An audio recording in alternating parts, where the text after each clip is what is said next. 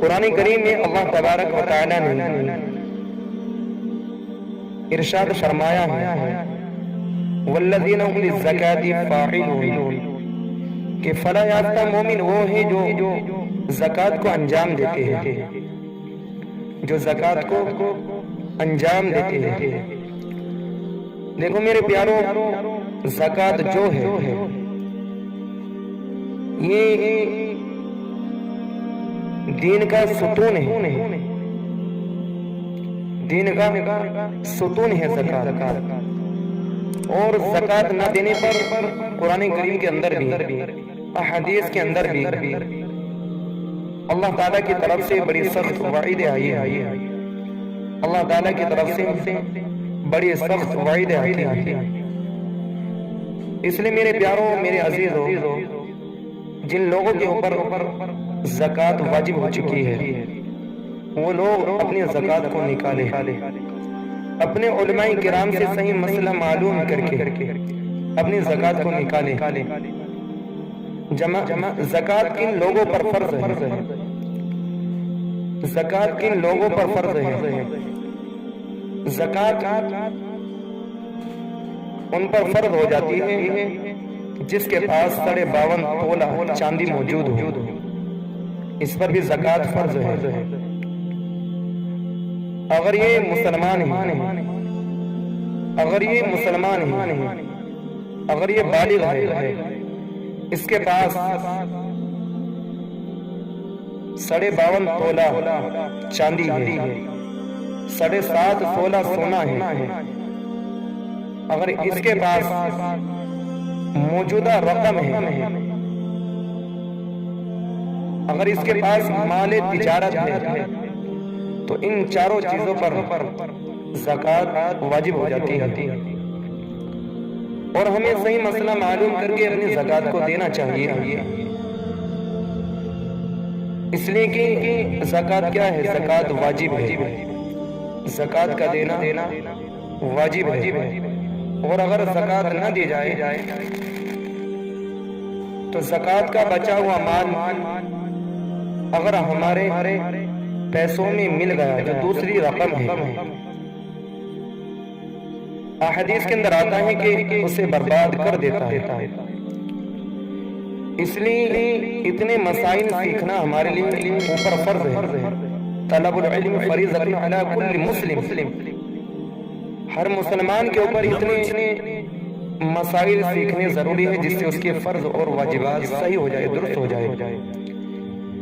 اس لیے اکثر لوگ کیا کرتے ہیں کہ مسئلہ معلوم نہیں کرتے اور زکوٰۃ دے دیتے ہیں، اور پھر کیا ہوتا ہے؟ اگر کچھ بھی چھوٹ جاتا ہے، اس کا ایک حصہ تھوڑا سا بھی اگر چھوٹ گیا اور وہ اگر دوسرے مال میں مل گیا تو حدیث رسول اللہ صلی اللہ علیہ وسلم ہے کہ اس مال کو برباد کر دیتا ہے۔ اس لیے میرے پیاروں، میرے بھائیوں، صحیح مسئلہ اپنے علماء کرام سے معلوم کرے اور غریبوں تک زکوٰۃ کو پہنچایا جائے۔ اس وقت امت بڑی پریشانی میں ہے، امت کے غریب بہت زیادہ پریشانی میں ہیں۔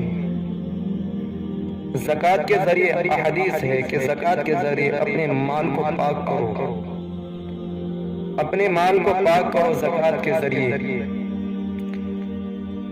اور ایک بات یہ بھی ذہن میں رکھیں کہ اگر گھر کے اندر ایک باپ ہے، اس کے 4 بیٹے ہیں، اور اگر چاروں بیٹوں کے پاس مال ہے، سونا ہے، باپ کے پاس بھی ہے، تو ایسا ہرگز نہیں ہوگا کہ اگر باپ نے زکوٰۃ نکال دی اپنے مال کی، بیٹوں کے مال کی نہیں، کہ زکوٰۃ کا حق ادا ہو گیا، ہماری زکوٰۃ ادا ہو گئی، ایسا ہرگز بھی نہیں ہے۔ زکوٰۃ تبھی ادا ہوگی اگر میرا مال ہے تو مجھے اپنے مال کی خود زکوٰۃ نکالنی پڑے گی۔ 100 روپے پر 2.5 روپے زکوٰۃ کے نکالنے پڑیں گے تب میری زکوٰۃ ادا ہوگی۔ ہاں، اگر میرے باپ کو معلوم ہے کہ میرے بیٹے کے پاس اتنے پیسے ہیں، اتنی چیزیں ہیں، اور معلوم ہونے کے بعد وہ بیٹے سے بول کر یا بیٹا باپ کو بول رہا ہے کہ آپ زکوٰۃ نکال دیجئے میرے مال کی بھی، تب تو زکوٰۃ نکل جائے گی۔ لیکن اگر ایسا سوچے کہ بھائی میرے باپ نے میرے والد نے زکوٰۃ دے دی ہے، میری طرف سے بھی ادا ہو گئی، ایسا ہرگز نہیں ہے۔ اور اگر کوئی انسان ایسا کر رہا ہے تو یہ گناہگار ہے انسان۔ اس لیے زکوٰۃ الگ الگ فرض ہوتی ہے، الگ الگ واجب ہوتی ہے۔ مثلا گھر کے اندر لڑکا ہے، اس کی شادی ہو چکی ہے۔ ہمارے یہاں اکثر کیا ہوتا ہے کہ بیٹے کی شادی ہوئی ہے، اب جو لڑکے والوں نے لڑکی کی طرف زیور چڑھایا تھا، زیور دیا تھا، ہم کیا سمجھتے ہیں کہ جو لڑکی کے اوپر زیور چڑھایا، دیکھو جو لڑکی کے اوپر زیور چڑھایا گیا ہے، اگر لڑکی سے یہ کہہ دیا گیا کہ جو زیور چڑھایا ہے اس کا میں آپ سے کبھی بھی مطالبہ نہیں کروں گا، یہ آپ سے نہیں لیا جائے گا، آپ کی مرضی ہے، آپ اس کو استعمال کریں، بیچ سکتے ہیں، کچھ بھی کر سکتے ہیں، یہ آپ کی ملکیت ہے، پھر تو اس سونے پر جو زکوٰۃ واجب ہوگی وہ لڑکی کے اوپر واجب ہوگی۔ لیکن اگر ایسے الفاظ نہیں کہے اور بلکہ انسان یہ سمجھتا ہے کہ میں کبھی بھی بیوی سے اس زیور کو وصول کر سکتا ہوں، کبھی بھی لے سکتا ہوں، اب اس کی زکوٰۃ بیوی پر واجب نہیں ہوگی، اس کی زکوٰۃ شوہر پر واجب ہوگی اور زکوٰۃ دینی پڑے گی۔ اگر زکوٰۃ نہیں دی تو گناہگار ہوگا۔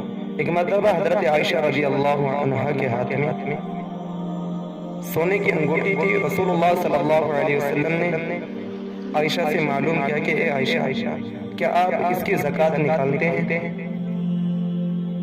کیا آپ اس کی زکوٰۃ نکالتے ہیں؟ عائشہ نے کہا کہ نہیں۔ آپ نے فرمایا کہ اس کی زکوٰۃ نکالو۔ کیا تم چاہتی ہو کہ یہی سونا کل کو تمہارے لیے آگ بنے؟ عائشہ نے کہا نہیں۔ آپ نے فرمایا اگر نہیں چاہتی ہو تو اس کی زکوٰۃ نکالو۔ اس لیے جن انسانوں پر زکوٰۃ واجب ہو چکی ہے وہ اپنی زکوٰۃ کو نکالے، غریبوں تک اپنے مال کو پہنچائے۔ مال تجارت کیا ہے؟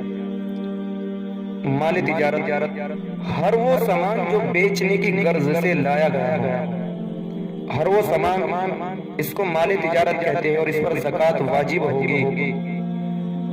دھیان سے سن لے، ہر وہ مال جو بیچنے کی غرض سے لایا گیا ہو اس پر زکوٰۃ واجب ہے، اس پر زکوٰۃ واجب ہے۔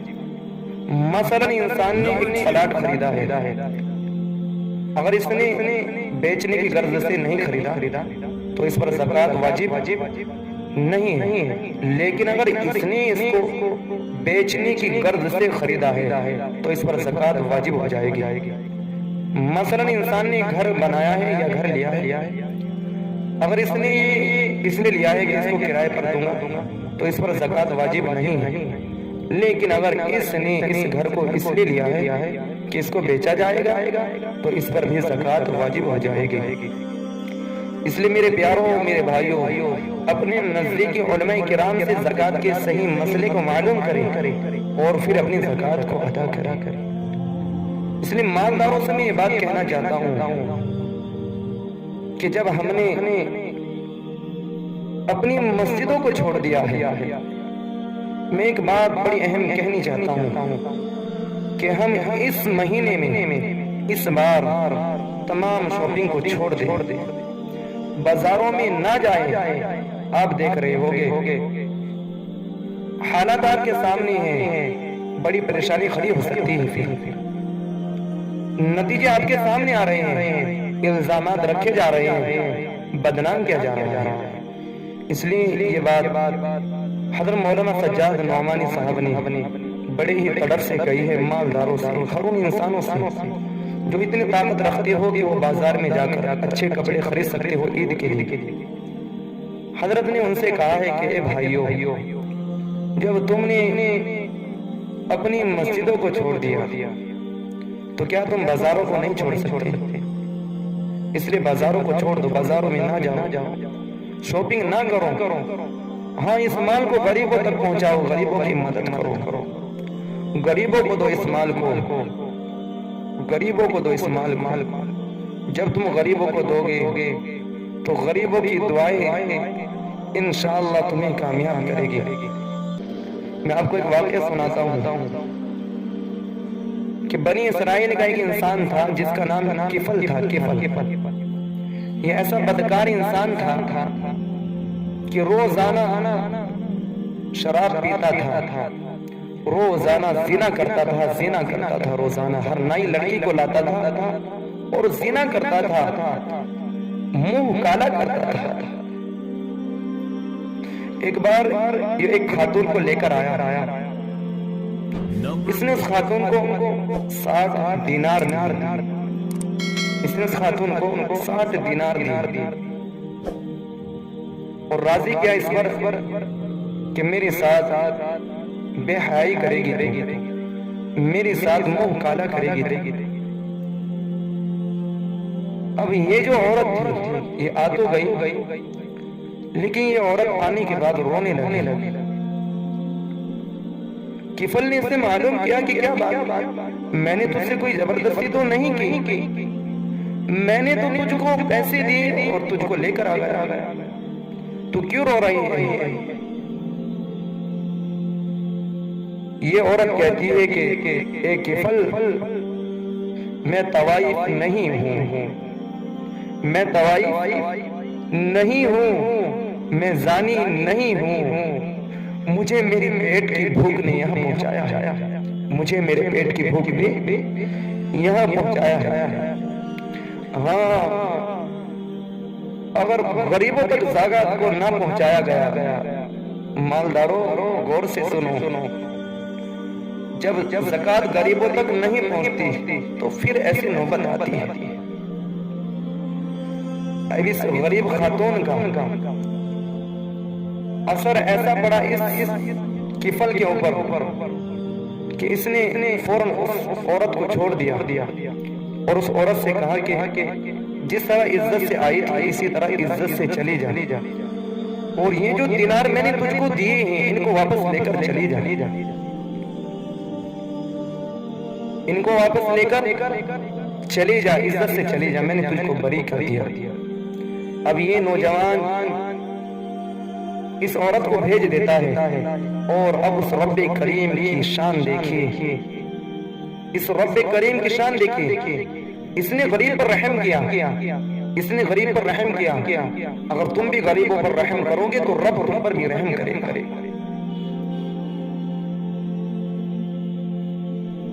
جب غریبوں کے دلوں کو سکون ملے گا، جب غریبوں تک